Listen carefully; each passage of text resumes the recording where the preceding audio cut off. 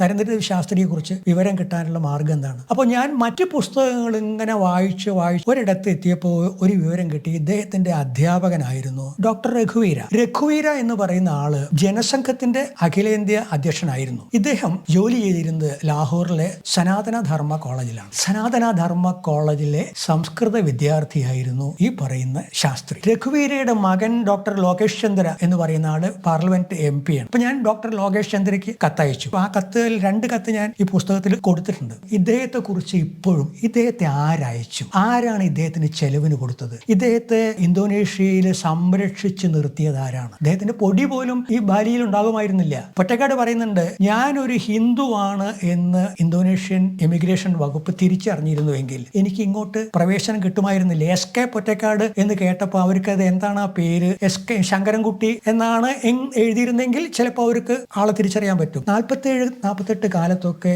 ഒരു ഹിന്ദു മിഷണറിയെ ഒരിക്കലും ഇന്തോനേഷ്യക്കാർ സ്വാഗതം ചെയ്യില്ല. പക്ഷെ ഇദ്ദേഹം അവിടെ എത്തിയിട്ട് ഇദ്ദേഹത്തിന് അവിടെ നിൽക്കാൻ പറ്റിയത് ഈ ബാലിക്കാരുടെ ആക്കാമഴിഞ്ഞ പിന്തുണയാണ്. പൊറ്റക്കാട് തന്നെ ഇതിൽ പറയുന്നുണ്ട്, എല്ലാ ബാലിക്കാരനും ഈ നരേന്ദ്രദേവ് ശാസ്ത്രിയെ അറിയാം എന്ന് പറഞ്ഞാൽ എന്താ അർത്ഥം? ബാലിയിൽ എല്ലാ വീടുകളിലും ഈ മനുഷ്യൻ ചെന്നു എന്നുള്ളതാണ്. ഇദ്ദേഹത്തിന്റെ ബാലി ഭാഷ അവിടുത്തെ ഒരു പുരോഹിതൻ സംസാരിക്കുന്നത് പോലെ വശമായിരുന്നു എന്നുള്ളതാണ്. പക്ഷെ നമുക്ക് ഈ നരേന്ദ്രദേവ് ശാസ്ത്രിയെ കുറിച്ച് ഒന്നും അറിയില്ല.